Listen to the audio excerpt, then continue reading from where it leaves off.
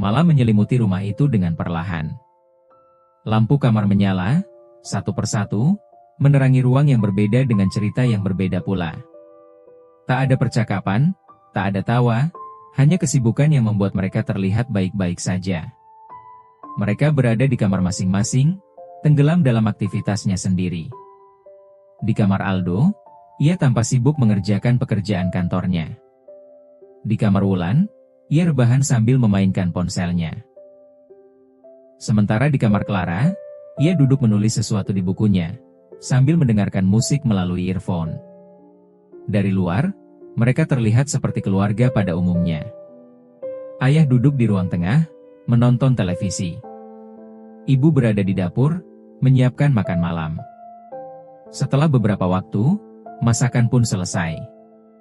Ibu memanggil anak-anaknya untuk segera makan.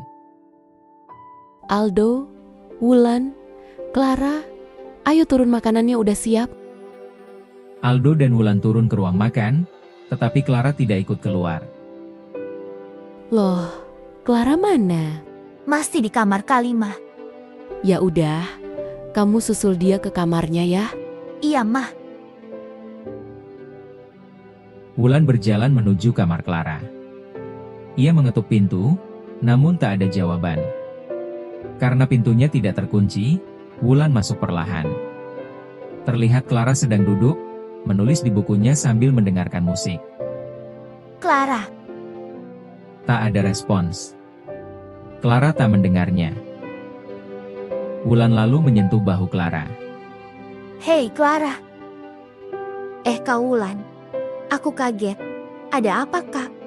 Kamu kebiasaan dengerin musik kenceng banget. Mamah manggil kamu dari tadi buat makan. Iya, maaf, Kak. Wulan melirik buku di tangan Clara. Memangnya kamu lagi nulis apa? Bukan apa-apa kok. Lebih baik kita turun yuk buat makan. Mereka berdua keluar dari kamar dan menuju meja makan. Tak lama kemudian, mereka duduk bersama. Saat mereka sedang makan, ayah tiba-tiba menoleh ke arah Aldo. Kamu, kapan nikah, Kak? Aldo terdiam sejenak. Wajahnya terlihat merenung sebelum akhirnya menjawab pelan. Nanti ya, aku masih belum siap. Loh, kamu belum siap. Anak seumuran kamu udah pada nikah. Kamu juga udah umur 30 tahun, Kak. Udah saatnya kamu menjalani hubungan rumah tangga. Ayah aja dulu nikah umur 23 tahun. Ibu meletakkan sendoknya. Sudah, jangan paksa Aldo. Nanti juga kalau dia udah siap, Aldo pasti nikah. Kamu gak ingat, waktu kita nikah dulu, kamu juga belum punya pekerjaan. Aku yang harus kerja, supaya kita bisa makan. Jadi jangan samakan Aldo dengan kamu, yang gak pernah pikirin ke depan. Loh, kenapa kamu bawa masa lalu sih? Aku cuma mau Aldo segera menikah. Memangnya kamu gak mau punya cucu apa? Tapi kamu malah mempermasalahkan masa lalu. Perdebatan itu terus berlanjut.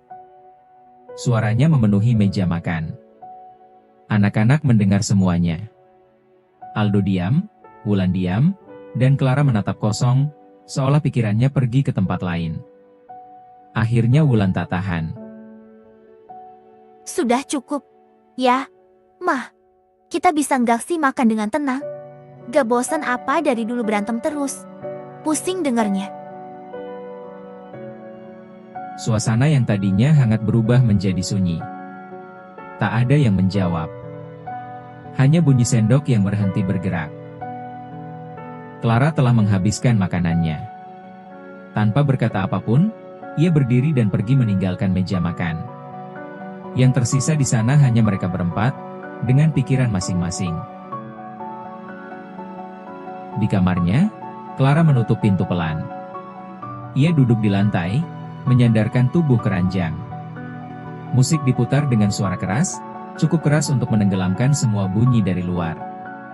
Kepalanya tertunduk, bahunya bergetar. Dan di balik dentuman musik itu, Clara menangis, sendirian.